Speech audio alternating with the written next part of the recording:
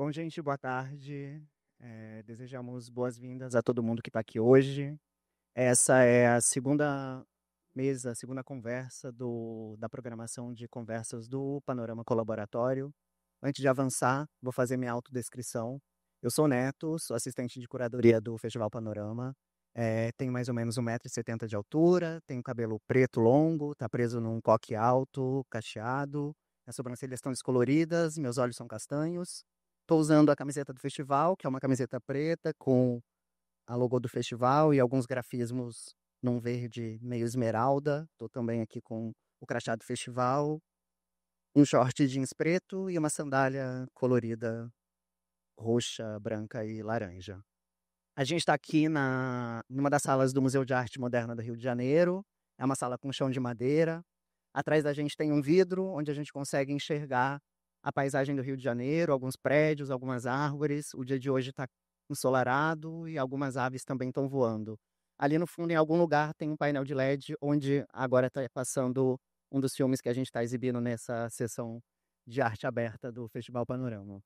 Então, dando continuidade, essa é a segunda mesa da programação de conversas do festival, uma mesa onde a gente vai discutir e pensar as coreografias e a relação do corpo na paisagem. E, por questões práticas, só passar umas orientações para vocês. Em algum momento a gente vai ter a oportunidade de vocês, do público, falar. Então, quando acontecer isso, levanta a mão, a gente leva o microfone. E quando vocês estiverem com o microfone, tentar aqui falar mais próximo do microfone possível. Nessa mesa de hoje, a gente conta com a participação de Priscila Rezende, artista da performance de Minas Gerais, que é uma das residentes do colaboratório. Maicon K, também artista e residente do colaboratório. E André Lepec, professor da NYU e pesquisador em dança. Então, boa conversa para vocês. Qualquer coisa eu tô aqui do lado, tá?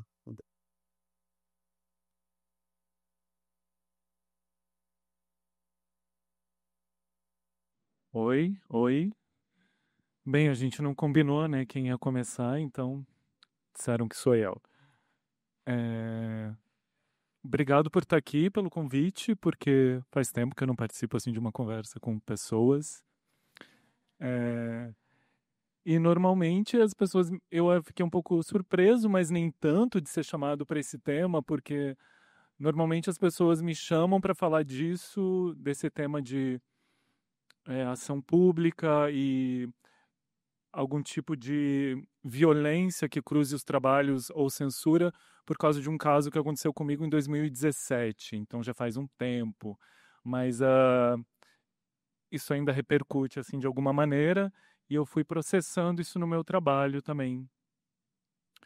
Mas eu até li o seu, porque no título de hoje da conversa tem um termo que você cunhou, né, que é o coreopolítica. E eu li o seu texto porque eu precisei fazer uma prova de mestrado. Eu já conhecia, né? Já conhecia o conceito e já estava um pouco familiarizado, mas eu, antes de ler o texto, a palavra já me trazia uma imaginação do que era. E acho que de alguma maneira a gente já faz isso nos nossos trabalhos. E mas eu acho que eu queria trazer um pouco porque no seu texto você fala de coreopolítica, uma política do chão, né? Depois, se você quiser falar mais sobre isso. Mas você também contrapõe com o termo coreopolícia, né? Então é mais ou menos aí também que eu trabalho, porque eu acho que você tem há várias maneiras de você fazer coreopolíticas, né? Na rua ou fora dela. No meu caso, é, eu vejo que está diretamente ligado a gerar algum tipo de perturbação com normas, assim. Então, esse tipo de ação já aciona imediatamente uma espécie de policiamento, né? Eu acho que tem outros artistas que trabalham de diversas maneiras na rua. Por exemplo, a Eleonora Fabião, eu acho que ela trabalha de um jeito que eu acho até muito mais sutil e eu acho um pouco mais refinado, que não é indo diretamente como um confrontamento diretamente à norma. Mas eu acho que ela, já falei isso para ela, acho que ela faz uma espécie de tai chi, assim. Ela dá uma deslizada e ela é diferente, né? Eu acho do que o meu método. O meu método, eu acho que ele é um pouco, às vezes, até mais tosco, mas isso me interessa também, um pouco a tosquice, assim, no sentido de é, expor algo muito diretamente, né? E eu acho que a rua é um bom lugar. Então, eu tenho muitos trabalhos que são para espaços fechados. E na rua, quando você...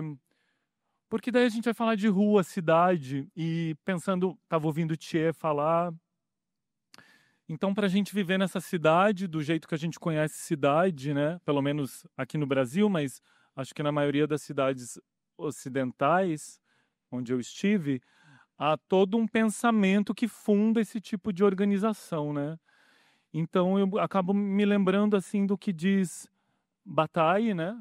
Que ele fala, Jorge Bataille, ele fala que citando um pouco Freud, sei que Freud está um pouco em desuso, mas eu acho que dá para usar ele para pensar algumas coisas, porque ele fala tem um texto dele, Mal-Estar na Civilização, né? Então ele está falando desse tipo de civilização também. E para ele, uma das primeiras formas de consciência humana é a consciência do interdito, né? Do proibido. É uma das primeiras manifestações do que a gente está falando, que é ser um indivíduo. Então, talvez o que forma a primeira autoconsciência do que é ser um indivíduo é quando você é interpelado e você aprende que você não pode fazer algo, né? Então, algo é proibido. Você não pode passar de um limite. E para você ir se tornando um indivíduo, você tem que ir internalizando esses interditos. E isso vai colocando muitas coisas subterrâneas em nós. Então, fazendo uma analogia com a cidade, eu penso nos rios, que para construir cidades, os rios são concretados e estão correndo embaixo. Quando chove muito, os bueiros traz tudo de volta para dentro das casas de volta. Então, eu gosto um pouco de fazer isso, né, quando eu vou atuar em performance. Ou já fiz, agora eu acho que eu estou querendo mudar um pouco a tática. Daí eu vou até falar por quê. Mas, então, por exemplo, tomando como exemplo também o que a Eleonora falou na conversa anterior, ela tem uma pergunta que é o que precisa ser feito. E daí eu estava pensando na minha prática em relação à cidade, o que me instiga às vezes é chegar num espaço e perguntar o que não pode ser feito aqui. Assim, eu acho que isso já revela muita coisa sobre um lugar e como a gente funciona, como que a gente é coreografado de alguma maneira e impedido de muitas coisas, né? Então, isso eu acho que já pode ser um grande início para uma pesquisa de ação em performance, né? O que eu não posso fazer. E daí, como eu fazer, né? Porque eu acho que hoje em dia a gente está num momento bem delicado. Eu acho que em 2017, aqui no Brasil, deu uma virada. Porque, por exemplo, o trabalho que foi censurado, o DNA de Dan, eu lembro que em 2015 a gente fez ele no Sesc Pompeia e crianças entravam, né? Crianças entravam naquela bolha, eu estava ali nu, mas a gente não tinha uma preocupação que ninguém fosse capturar aquele instante da performance e usar online. Então eu acho que a partir de 2017 teve uma mudança muito grande no modo como a gente se coloca no espaço público e pensa como a gente vai se colocar e quais as consequências de como você vai se colocar. E eu acho que isso se espalhou muito também para a lógica que se convida artistas para festivais, a lógica que se trabalha na rua. Então, por exemplo, aqui mesmo eu fui chamado pela Anaís e eu lembro na primeira conversa que a gente foi ter para explicar o projeto, eu estava explicando que eu estou com um projeto atualmente que é sobre penetrações. E eu queria pesquisar penetrações no espaço público, vários tipos de penetração. A penetração como um mecanismo para você ser penetrado de várias maneiras e penetrar. Então, ações que penetrem. E eu lembro que a Anaís, ela interrompeu minha fala e falou, olha, não vai ser preso. Eu fiquei até um pouco assim assustado com essa interferência, porque eu entendo o pensamento dela, porque vários programadores, por exemplo, quando pensam em mim, em outros artistas, pensam se vão assumir esse risco de me chamar. E eu acho interessante dizer que isso me faz pensar no meu trabalho, porque eu fico pensando que hoje o que eu tenho pensado muito é como que você está criando certas perturbações no espaço público, né? Mas você também pensa táticas de visibilidade. Eu posso gerar uma visibilidade extrema na rua, uma vulnerabilidade do meu corpo e de toda uma situação, ou o que eu estou mais interessado hoje em dia é como eu faço as coisas sem perceber que elas estão sendo feitas. Então isso exige um pouco mais de trabalho, então, mas me interessa mais porque eu acho que hoje em dia, primeiro que eu não me interessa o meu trabalho tá sendo cooptado por alguns grupos de extrema direita, por exemplo, porque na verdade meu trabalho não é sobre isso, né? É um recorte que é dado. E então eu estou pensando muito em táticas de invisibilidade, como é que a gente consegue estar no espaço público fazendo coisas que eu não poderia fazer ali, mas de um modo que eu não seja capturado. Então é um pouco cometer um crime, mas de uma maneira que eu não posso deixar flagrante, mesmo que seja. E me interessa fazer isso na vista de todo mundo. Então eu estou pensando um pouco essas coisas. E a gente pode conversar mais, mas depois eu tenho pensado também que muito, acho que de coreo-política que se faz hoje em dia nem é. Eu vejo que na arte não é tanto, porque eu acho que o campo da arte agora está bem policiado pelas instituições, porque da onde vem o dinheiro. Então eu começo a ver outros movimentos, né, coletivos e sociais que estão operando coreo-políticas muito interessantes, né? Que eu acho que a gente está precisando olhar um pouco em volta e sacar o que já está acontecendo também, né? Bem, só para a gente começar a pensar algumas coisas.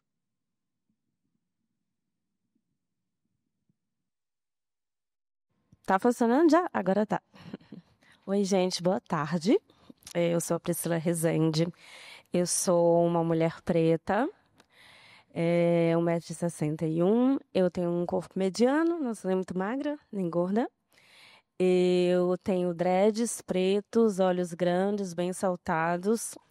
Eu tenho um piercing no septo e um piercing no nariz, um pouco para cima, perto dos olhos. E eu estou usando um vestido preto com alguns desenhos em rosa, azul, amarelo e alaranjado. E uso um colar com um desenho de quebra-cabeça, que é o símbolo do autismo. Então, eu estava bem ansiosa, porque eu não tenho tanta prática de falar em público. Na verdade, é uma coisa que me deixa bem agoniada. E creio, assim, que muito provavelmente foi isso que me levou à performance. Eu descobri, né, assim, a arte de performance já quando eu estava na universidade e me identifiquei muito, assim, me identifiquei totalmente. Eu já tinha feito outras atividades antes na vida que envolviam o corpo, mas eu acredito que muito provavelmente, assim, por essa dificuldade de verbalizar, né, as coisas que eu penso e que eu sinto, que eu me encontrei muito nesse lugar, assim. Quando eu faço as performances, eu sinto muito que eu me transformo numa outra pessoa. E é um outro lugar, assim, me dá uma coragem, né, uma determinação. E é um corpo que foi muito silenciado também, né? Então, eu acredito que é um outro lugar para gente reaprender ou aprender a falar, descobrir outras possibilidades de falar, né? Eu sou nascida em Belo Horizonte, sempre vivi nesse lugar. Venho de uma família de pessoas negras, pessoas periféricas, porém venho de uma família evangélica. Esse foi o meu seio familiar desde nascença. Antes de aprender a falar ou a andar, a primeira lembrança que eu tenho era de estar na igreja evangélica, um ambiente extremamente branco, onde, além de ir na igreja aos domingos, eu também estudei durante 5 anos na escola da igreja. E onde vivenciei diversas situações de um racismo também muito silencioso, né? Onde ninguém dizia, não vou andar com você ou não vou falar com você porque você é preta, mas numa sala com 30 alunos, se 5 pessoas conversavam comigo, era muito. Então foi um processo muito longo para conseguir entender onde que estava esse corpo, como eu falo sobre isso, como eu coloco essas questões, né? E na performance eu realmente encontrei muito esse lugar, assim. Eu me interessa muito o trabalho na rua. Eu lembro de uma frase, né, que a Grada Quilomba fala, que eu não sou discriminado porque eu sou diferente. Eu me torno diferente através da discriminação. E essa discriminação, isso acontece a partir do momento que a gente vai para a rua, né? Na minha casa, entre a minha família, eu sou a Priscila. Eu sou a Priscila, filha da Lucênia. Eu sou a Priscila, irmã da Raquel.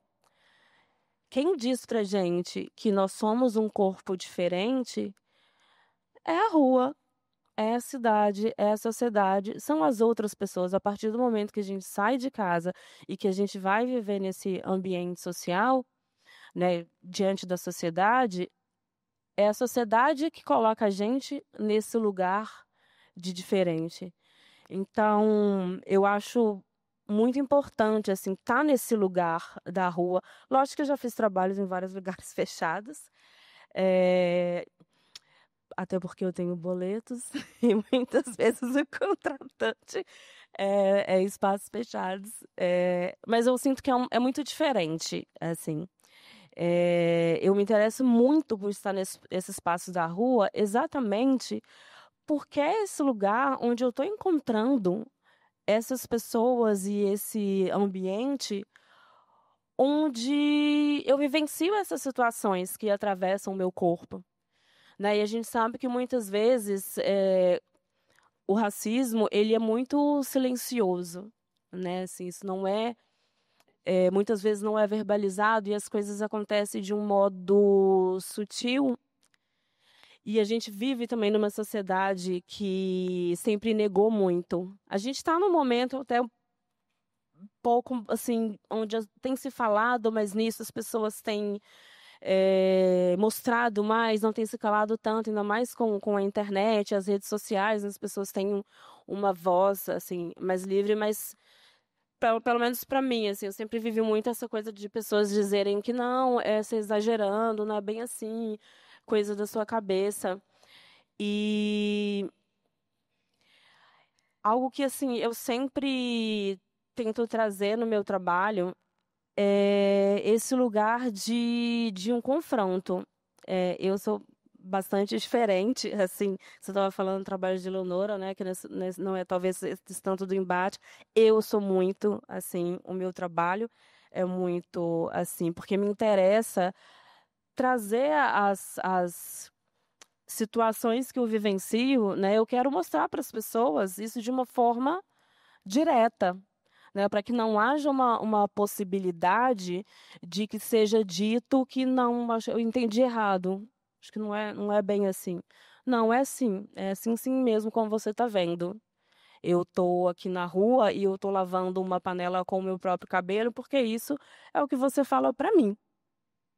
É isso que eu escuto por aí. E aí é uma imagem que você acha que é absurda, é estranha. Porque é péssimo mesmo. Então agora você está conseguindo ver aquilo que me incomoda e que dói em mim. Então eu acho que isso precisa, assim, me interessa mesmo escancarar nesse espaço, sabe? Esses processos, assim, que são de violência, né? E na gigantesca maioria das vezes a gente vivencia essa violência nesses espaços, no espaço público e né, da rua e das pessoas que estão ali convivendo com a gente nesse lugar. E aí eu tento, assim, muito me apropriar desse lugar e me apropriar muitas vezes do que esse espaço diz para mim sobre o meu próprio corpo e, de alguma forma, assim, tentar devolver para esse lugar e para essas pessoas, né? Isso. Enfim, a gente pode ir conversando mais por enquanto. É isso. Então, boa tarde. Meu nome é André Lepec. Sou um homem branco, cabelos grisalhos, não faço a barba há 2 dias. Tenho uma camiseta preta com um desenho geométrico que representa uma singularidade, uma representação matemática de um atrator.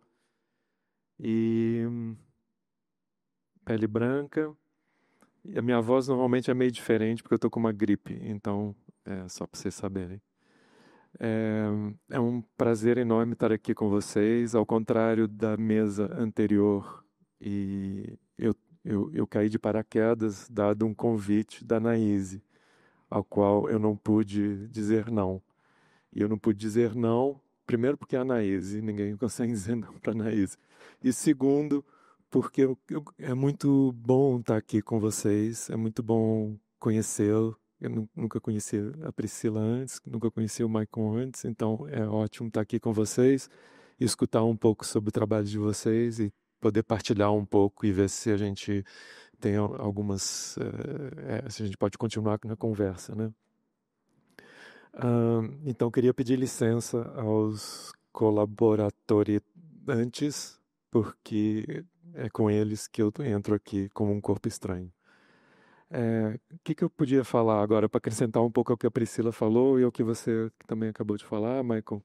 E talvez também ao título do encontro, que não foi dado por mim. Então, essa palavra coreopolítica não fui eu que coloquei. Então, mas acho que pode ser um lugar interessante para começar, porque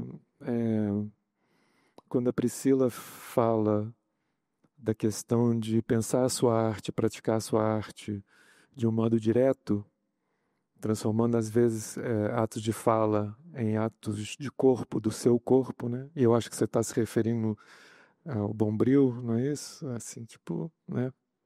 Também, né? No caso que você for lavar uma panela com seus cabelos, né? Então era essa referência. Eu acho que é interessante esse confronto entre a sutileza e o direto. Porque eu acho que a ideia de coreopolítica, então, já que ela foi lançada como uma palavra que também é uma espécie de aglutinador aqui no momento, esse pensamento, esse conceito, ele começa de uma certa maneira, eu começo a usar essa palavra em 2004, 2003. Acho que a primeira vez que eu publico ela é em 2004.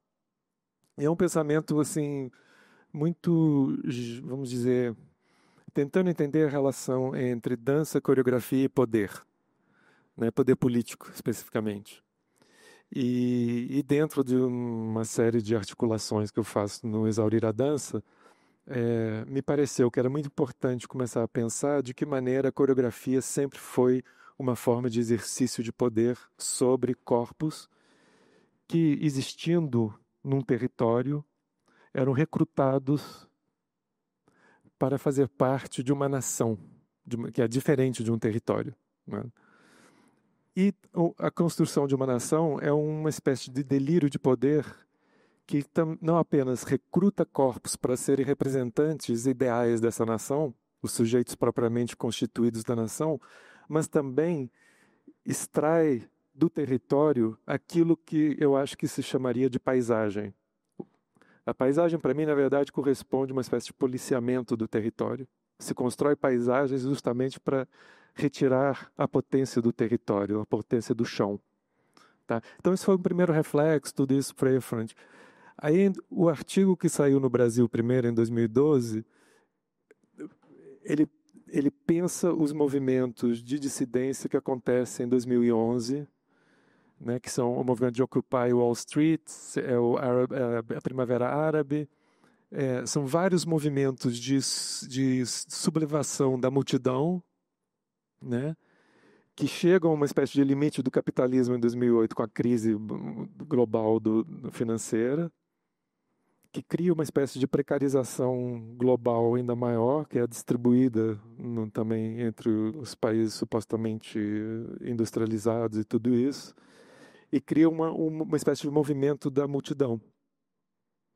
Esse movimento da multidão, que se manifestava por vários tipos de manifestações nas ruas e tudo isso, trouxe um enorme otimismo, assim, uma espécie de otimismo da esquerda, pensando que tudo isso iria levar a algo ou outro.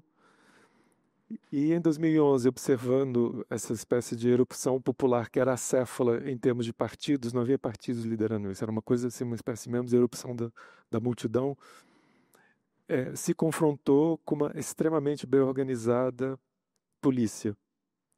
Eu estou falando de tropa mesmo, no mundo inteiro. Então, assim, essa coisa que de repente, em 2011, a coisa era pensar de que maneira a polícia tem um grande conhecimento do corpo e tem um enorme conhecimento de movimento, né? Conhecimento esse que foi mais ou menos gerado ao longo de 500 anos de exercício dessa brutalidade policial de uma maneira para construir o espaço urbano. Então esse era esse pensamento. Então tudo isso estava aí acontecendo e daí veio essa ideia de coreopolícia, que tinha a ver também com essa possibilidade de pensar o que seria uma coreopolítica. E a coreopolítica seria orientada justamente para uma ideia de libertação ou de uma outra coisa, não necessariamente de liberdade, mas de libertação, né? Movimentos de libertação. Mas quando você estava falando, Priscila, que na sua prática, na rua, né, de repente você se vê interpelado, você sai do espaço familiar ou do espaço, né, que te rodeia e para qual você é Priscila, irmã de Raquel, filha, esqueci o nome de sua Rosane, e entra no espaço urbano e é imediatamente confrontado com interpelações que te colocam num outro espaço que não é aquele mais familiar, mas é de um corpo que não vai ser aceite dentro de uma normatividade imposta. Aí eu acho interessante essa ideia que você trouxe, que é a ideia de lugar, né? Em qual o lugar do seu corpo e qual o lugar da sua arte. E para mim esse questionamento do lugar já é um questionamento, na minha entendimento, um princípio de um pensamento coreopolítico, no momento que é um momento que dura 500 anos, mas que agora nessa variação desse momento de 500 anos, quando você fala 2017, Michael, eu pensei imediatamente, 2017, claro, é um ano depois da eleição do Trump, é um ano depois da articulação toda norte-hemisférica do que se preocupa com a América do Sul e que investe de maneira absurda na eleição de 2018, né, aqui do Bolsonaro, 2018.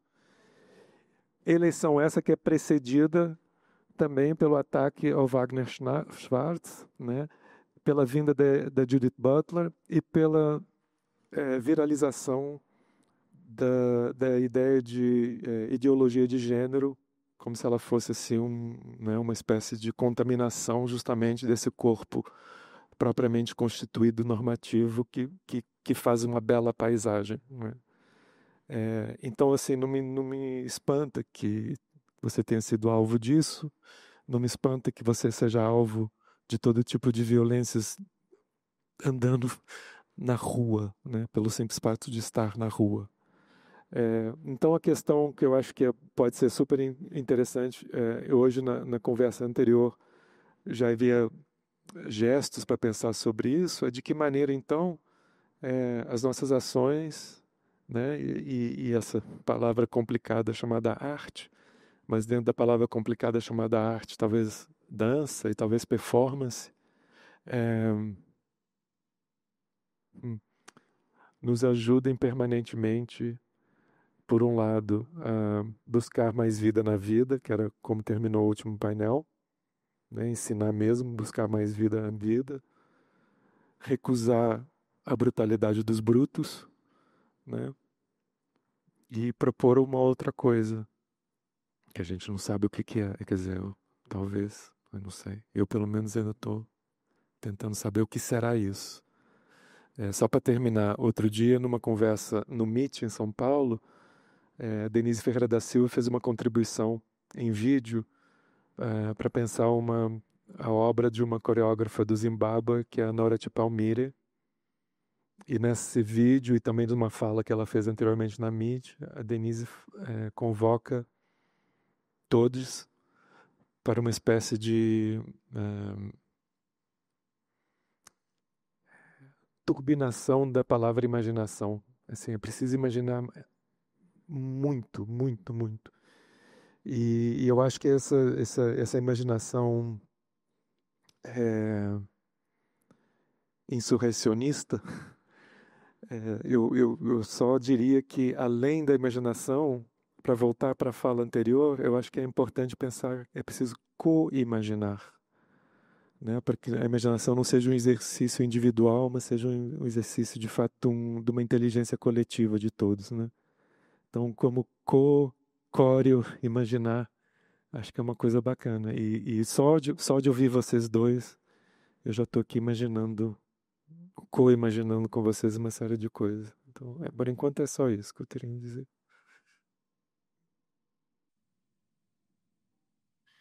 Eu acho bonito você falar cor e imaginar, porque eu estava pensando também que eu acho que esse colaboratório aqui é uma tentativa de fazer isso, né? Da gente estar junto, pra gente. Eu acho que a gente fez um exercício bem grande essas semanas de estar junto e conseguir, assim. Porque eu acho que nesse momento, assim, alguém já falou disso na conversa anterior. Você, como artista, quando isso vira uma profissão, você passa a levar uma assinatura ou de uma autoria e você precisa você vira um sujeito um pouco atomizado, né? Você tem uma comunidade de amigos, mas de colegas, você admira o trabalho um do outro, mas você precisa vender o seu projeto. Então, e eu acho que a tentativa nossa essas 3 semanas foi tentar perguntar o que a gente pode fazer juntos e também tentar entender aonde isso trava também, né? Pela nossa própria criação nesse tipo de máquina. Mas quando você fala até de confronto, e eu acho também que assim, eu tenho buscado pensar outras maneiras de perturbação, porque eu acho que o sistema ele já está tão armado agora, já está tão infiltrado, e que quando você confronta, eles já estão tão preparados para lidar com o que você apresenta, que eu não tenho achado tão frutífero mais. O nível do desgaste, eu tenho duvidado de mim mesmo, de algumas táticas. E por enquanto eu estou num momento de repensar mesmo. Agora eu vou começar a estudar transgressão como método daí. Mas até perguntando se é possível transgredir hoje em dia o espaço, algumas coisas, porque está tudo tão policiado. E a própria transgressão já virou uma commodity também na própria arte da performance. Às vezes, essa questão do choque, do embate, o que a gente está falando de arte. Então, isso tudo já está um pouco... O Tia trouxe a falência desses termos. Então, como é que a gente... Eu sinto um esgotamento mesmo de algumas táticas de confronto e fico me pensando como também você falou. Concordo, tem que imaginar. Mas, ao mesmo tempo, me vem a questão do encantamento, né? Porque é muito fácil a gente, nessa luta... eu mesmo, como artista, acabo, às vezes, até me violentando, assim, né? No meu próprio corpo, assim, algumas coisas eu venho repensando. Se eu não estou reforçando também algum tipo de lógica, respondendo truculência com uma truculência mais elaborada, diríamos. Mas eu me venho como gerar encantamento pela perturbação também, né? Então eu penso muito em como trabalhar matérias abjetas de uma maneira que não lide só com o choque, mas como é que você manipula uma matéria abjeta, pode ser a saliva, pode ser o cu, e de alguma maneira quem está presenciando aquilo, de repente vê outra coisa naquilo, né? Eu consigo fazer uma alquimia com aquela matéria. E isso é um pouco como o inconsciente opera, né, no interdito. Porque ao mesmo tempo que você põe um proibido, há o instantâneo desejo de você também cruzar aquela fronteira. Aquilo gera um fascínio, né? E como que você trabalha com isso? Porque para não gerar só o afastamento, né? Que eu acho que não me interessa mais só o choque, né? Eu acho que às vezes como que você dá um passo além. Eu tenho me perguntado disso. E eu também acho que hoje em dia a gente está, por causa de várias questões históricas, o ambiente da arte agora tem que ser extremamente seguro, né? Tem essa ideia de segurança, de trigger warning, você tem que avisar já tudo o que está acontecendo. E na rua, isso eu acho que está muito difícil hoje em dia. Por exemplo, a gente foi se encontrar no Terminal Gentileza para ter uma conversa, o grupo. A gente sentou no chão, a gente não ficou, acho que 15 segundos no chão. Apareceu alguém falando por que a gente estava sentado no chão. Então, para você também perturbar o espaço público, você nem precisa muito, na verdade. E daí a gente sentou numas cadeiras, numa área de alimentação que estava desativada, usando umas cadeiras que estavam vazias, e dali a pouco veio uma pessoa, um funcionário, perguntar se a gente tinha autorização. Parece que a gente tinha uma autorização, né? Mas era para o outro dia, e a gente estava só lá conversando. E ele insistiu que a gente se retirasse. Então é uma lógica tão louca e o nível de restrição está tão grande que eu acho que por isso que tem que se repensar. Eu nem consigo, às vezes, ir para a rua do jeito que eu ia uns 7 anos atrás. O trabalho que eu fazia 7 anos atrás, nenhum festival programaria hoje nesse... Eu fiz no Pilotis aqui. Hoje nenhum festival programaria, não é? Estou errado? Com uma série, botaria uma grade de proteção em volta, botaria cartazes, botaria várias coisas. Exato, mas talvez eu nem queira ser protegido, né, se eu me coloco ali. Essa é a questão. Eu não sei se é tanto para... daí tem a questão de assumir riscos, que faz parte também. Enfim, são uma série de negociações, eu acho. Eu acredito que muito provavelmente o pensamento das instituições é proteger muito mais os seus espaços, seu patrimônio e principalmente a sua imagem do que o próprio artista e a nossa segurança. E ainda mais assim, isso que... É claro que tem essa coisa dessa segurança do seu corpo físico, do corpo físico do artista, mas ainda mais nesses últimos tempos que a gente tem vivenciado essa... Eu não sei se poderia chamar nem de repressão, assim, que acho que essa não é a palavra tão precisa, assim, para o que tem sido feito em relação à arte né, como a gente utiliza os nossos corpos e o que a gente traz. Mas depois que se criou essa imagem, né, assim, da arte, do artista como um aproveitador da Lei Rouanet e de uma galera pervertida, eu creio que as instituições estão sendo com muito medo, assim. Eu acho que muito mais de como vai soar para a imagem da instituição, né, do que em relação ao artista em si. Existe essa necessidade de um controle muito grande e que eu acredito que ele acontece muito pela ideia das pessoas de que nós somos uma ameaça, né? Você fala da situação que aconteceu enquanto a gente estava no Gentileza. Nós só estávamos em uma roda conversando, mas éramos muitos, né? Então, eu estava conversando com o JP hoje, a gente estava falando sobre isso, assim.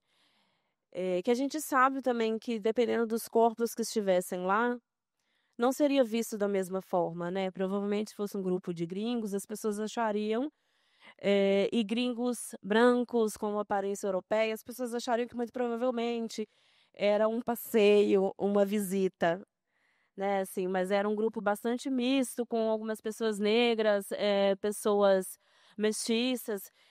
E, assim, essas pessoas juntas já causam muito medo, né? Em algumas situações, as pessoas, dependendo dos corpos, as pessoas acham que as pessoas vão fazer uma baderna, um arrastão, ou às vezes, talvez as pessoas até achem que as pessoas vão tentar fazer uma revolução.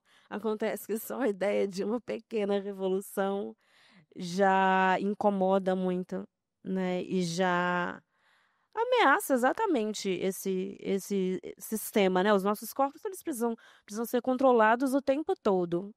Porque quando a gente decide não se conformar mais, né, assim, nós somos muito ameaçadores, assim. Eu já tô num outro lugar, assim, eu super entendo, né, você falar sobre tentar adotar uma outra forma de lidar com esse controle, uma certa ameaça, assim, ao seu corpo, mas eu sinto que eu tô realmente num outro lugar onde para mim ainda é uma necessidade muito grande. Eu sinto que eu ainda tenho muito o que explodir. Acho que talvez seja essa, assim, a expressão mais sincera e mais honesta que eu posso dar, sabe? Porque é claro que dá medo, dá muito medo de várias coisas que a gente pode enfrentar e como vão ser as reações do que eu tô fazendo. Ainda me controlo muito, porque, na verdade, se eu não tivesse me controlando, eu já teria saído com várias outras pessoas pela rua, quebrando tudo e botando fogo em vários espaços, em várias instituições, que é o que eu acho de verdade que às vezes a gente precisa fazer. Mas, assim, em primeiro lugar, eu acho que, de fato, a minha existência é uma existência que, infelizmente, ela é de um medo constante. Eu digo isso porque, assim, olha que eu sou uma mulher negra. Eu penso, por exemplo, corpos de homens pretos, onde um homem preto ele não pode correr para pegar um ônibus. Porque se ele correr um pouco, pode acontecer de um policial atirar primeiro para depois tentar descobrir alguma coisa. A gente vê situações que já aconteceram aqui no Rio, por exemplo, de carro de pessoas negras metralhadas centenas de vezes. Então, assim, o meu dia a dia, infelizmente, ele já está em alguma medida permeado por um lugar de medo, onde uma série de coisas podem acontecer comigo, né? Pessoas negras, elas já adotam táticas para conseguir sobreviver, né? Não abrir uma bolsa dentro de uma loja, porque alguém pode achar que você está roubando. A gente acaba, eu sei que é horrível dizer isso, assim, que a gente vive numa esfera de medo. É claro que a nossa vida não é só isso, né? A gente vive além disso, mas o meu corpo é um corpo que ele já está o tempo todo, sabe, sendo vigiado e que ele já é o tempo todo encarado, principalmente pelas forças do Estado, como um corpo ameaçador e às vezes, ou seja, né, assim, eu estar viva e respirando para algumas pessoas já é um lugar de ameaça. Então, eu sinto que eu não consigo e eu não posso mais, assim, deixar de fazer certas coisas e principalmente na arte, que é o lugar que eu consigo, sabe, eh, colocar isso, assim, de uma forma honesta. Eu acho que não dá para mim, medir e tentar, não sei, conter isso por causa de, não sei, pode ser que vai passar um policial e achar que eu, sei lá, sabe, assim, é do que pode acontecer. É lógico que sempre que eu vou fazer trabalhos, eu tomo uma precaução, né? Principalmente, né, se é uma... Igual ontem fomos no Cais do Valongo, né? Assim, a gente está num evento, então tinham várias pessoas participando, mas tem também pessoas que estão ali acompanhando. Mas exatamente porque diante de uma existência onde né, assim, qualquer coisa que eu possa fazer no meu dia a dia, o meu corpo ele já está sendo controlado, ele já está sendo policiado. E eu já vivo numa situação de certa contenção, assim, por isso. A arte, exatamente. Tem um tempo, assim, que eu já tenho pensado bastante sobre essa arte, assim, né, e desse trabalho que eu faço, nesse lugar de lidar com a emoção da raiva.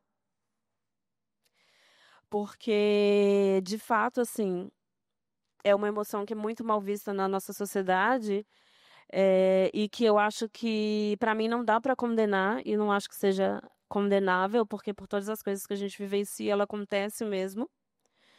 E diante da impossibilidade de eu sair por aí quebrando tudo, ou de eu devolver, de fato, concretamente, a violência que eu vivo exatamente como eu a vivo, para quem opera essa violência sobre o meu corpo, para mim, pelo menos, o que eu tenho, o lugar que eu tenho, é a arte. E é esse espaço onde eu tenho uma liberdade, mesmo que ela não seja 100%, não posso dizer que é 100%, porque dependendo do que eu fazer, realmente eu vou ter, né, um problema gigantesco. Não posso sair pelada na rua, por exemplo. Foi uma das coisas que a gente ouviu aqui, né, que não podia fazer. Né, assim, não é 100%, porque tem algumas coisas que eu realmente não posso fazer, que senão eu vou me ferrar muito, sair pelada na rua. Mas é o máximo que eu posso, sabe? E aí, pra mim, é esse lugar onde eu vou levar o meu corpo ao extremo, assim, porque eu sinto que é esse lugar onde eu posso colocar isso. E é isso, assim, de fato, algum risco, assim, de sofrer essa ação, né, desse policiamento, desse controle, eu vivo o tempo todo. Então, assim, aí eu digo, para mim, e é isso, assim, né, nós temos corpos diferentes e estamos em lugares diferentes na sociedade. Por isso, eu acho também super natural que a gente se sinta de formas distintas, assim, como lidar com isso, assim. Eu sinto, não sei, eu sinto isso, assim. Eu acho que ainda tem muito mais para explodir, assim, nesse lugar.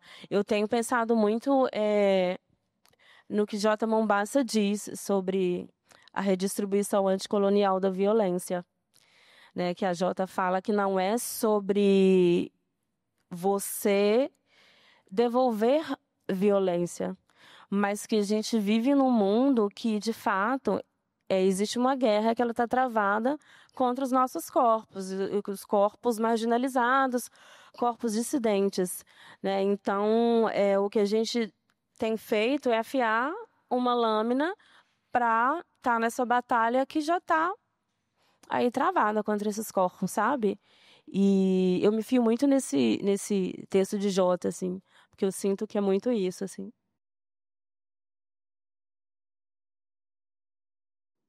Há um sinal que diz que faltam 5 minutos. Então, faltando 5 minutos, você se importa que a gente abrir aqui para alguma pergunta, alguma colocação do público?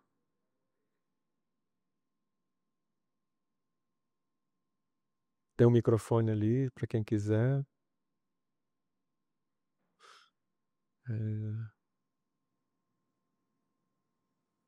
Ali uma pergunta ou uma colocação.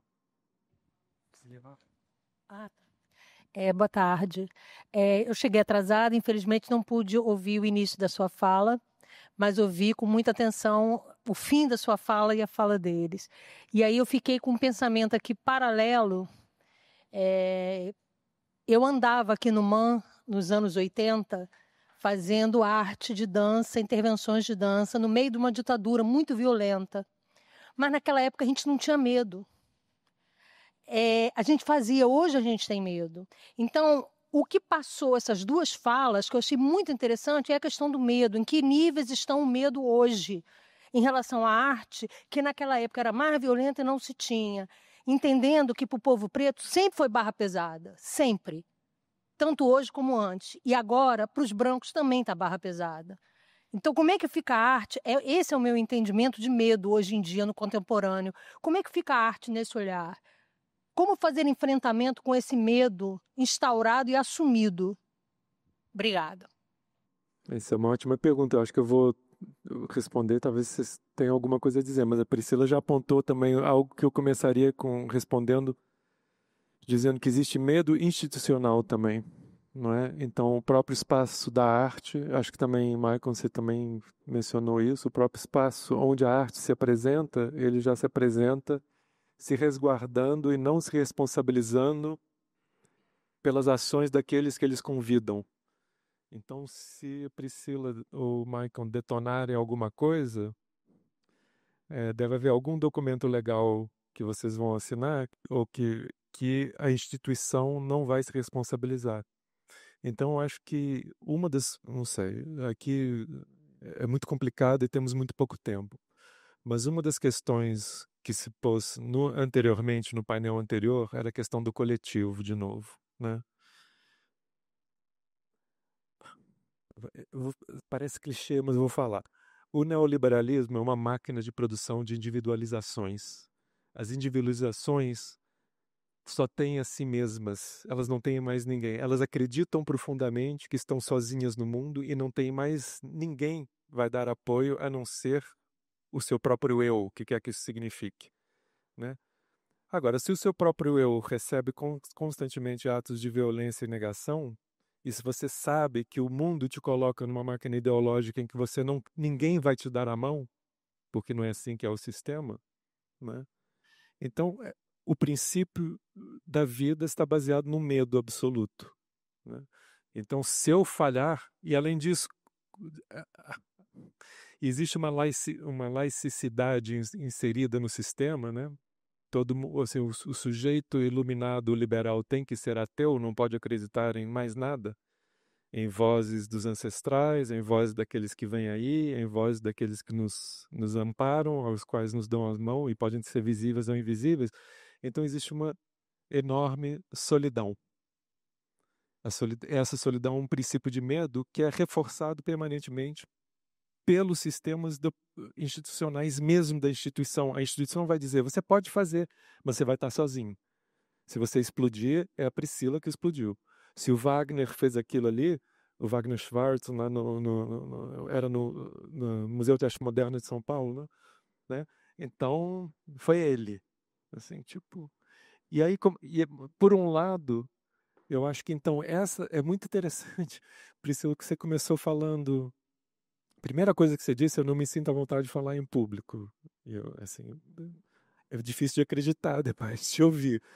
Mas você falou, então, mas foi por isso que eu fui parar na performance. E depois, agora de volta, você falou, o espaço da arte é o espaço que me permite fazer tal coisa, né? Mas não é um espaço, não me parece que seja o espaço institucional da arte que é o espaço que você cria e ao qual você chama arte. É um território Priscila Arte que você cria e você, né? E aí você consegue ser pessoa pública e falar com o seu corpo, falar com as palavras agora, como você falou. E isso é muito interessante, porque aí volta para aquela conversa anterior, que era uma crítica da questão da própria noção de arte, né? E aí eu acho que tanto o Michael, né, pensando no seu posicionamento, quanto você, Priscila, eu escuto, eu digo, a arte, então, não é aquilo que as instituições nos dizem que é, mas é aquilo que vocês estão fazendo a partir dos vossos próprios corpos e experiências. Eu não sei se eu respondi muito bem a tua pergunta, mas é só para dizer outra coisa. Assim, eu como moro nos Estados Unidos e como sou professor nos Estados Unidos, e o que está acontecendo agora não é inimaginável, mas é totalmente imaginável, tanto que foi imaginado e agora está sendo feito pelas pessoas que estão no poder, é imaginável e planejado. O que acontece lá tende a acontecer aqui. Demora, vai chegar e está sendo planejado. Então, já que não existe habeas corpus nesse momento nos Estados Unidos, então pode ser que aqueles que viveram a ditadura no Brasil e aqueles que viveram e vivem até hoje o Estado policial do Brasil possam ter aquilo que o Davi chamava talvez a dança de autodefesa, ou, né, práticas de sobrevivência e de vivência mesmo, de como a gente vai viver nesse território. E aí é preciso dar as mãos. É preciso a gente destruir a máquina da individualização absoluta. Porque o que está acontecendo agora lá é um horror e não há judiciário, não há nada. As pessoas estão abduzidas pelo Estado nesse momento. Nesse momento não se pode usar a palavra mulher. Tá? O Elon Musk está fazendo, não pode. Diversidade, esquece. Proibido. Vai chegar, gente. Quer dizer, a não ser que todo mundo cria um espaço de arte e de articulação desses lugares de afirmação absoluta de uma outra coisa. Aí não chega.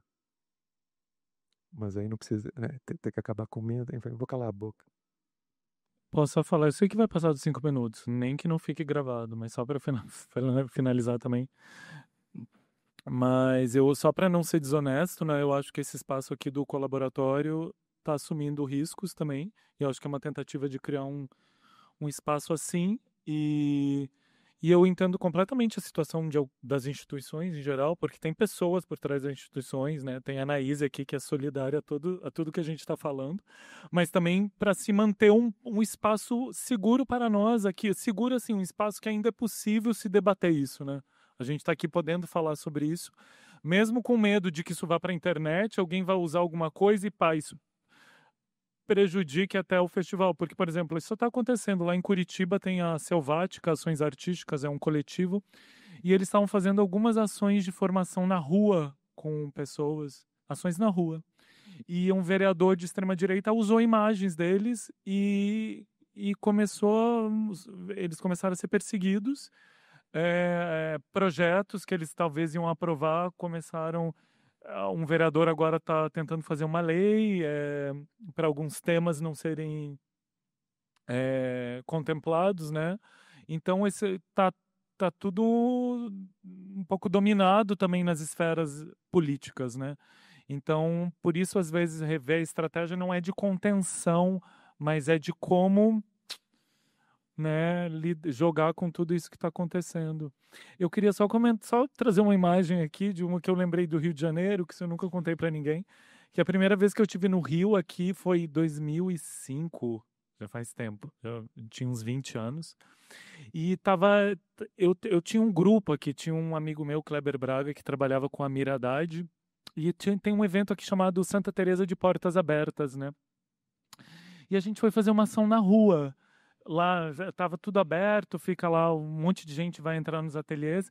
E daí eu tinha uma roupa de pássaro, que era horrível, era um colã de preto, era um colã preto com umas penas cor-de-rosa, verdes. E eu saí com essa roupa, a gente saiu em coletivo. E eu era mais kamikaze na época, e eu ia passando por cima dos carros, porque a rua ela ficava meio fechada, né? E eu tava de pássaro, e uma hora passou um carro de polícia, e eles estavam com umas metralhadoras para a janela. Então, eles estavam andando com com a janela aberta, e a metralhadora estava por fora. E eu, no meu ímpeto performático, né? Eu vi aquela metralhadora e eu não tive nenhuma dúvida. Eu botei na minha boca a metralhadora, vestido de pássaro. Eu botei a metralhadora na boca e foi um instante. E daí eu comecei a gritar. Eu sou uma bala perdida e rodar. Dali a pouco passa um carro no meu pé. Pá! E eu vestido de pássaro, né? E daí a performance acabou assim, eu indo pro hospital vestido de pássaro, com uma luxação no meu pé. E depois eu fiquei lembrando dessa imagem que eu botei a metralhadora na boca. Eu acho que eu nunca mais faria isso. Eu lembrava da imagem, meu corpo tremia, né? Se ele tivesse atirado. Mas no final era isso, eu chegando de pássaro no hospital e um médico olhando pra minha cara e cuidando de mim. E fiquei mancando 2 meses depois. Então é isso, só para compartilhar essa anedota de coreo-policiamento. Gente, vamos finalizar com Michael K. com a anedota do pássaro. Eu não tenho nada a acrescentar. Obrigada.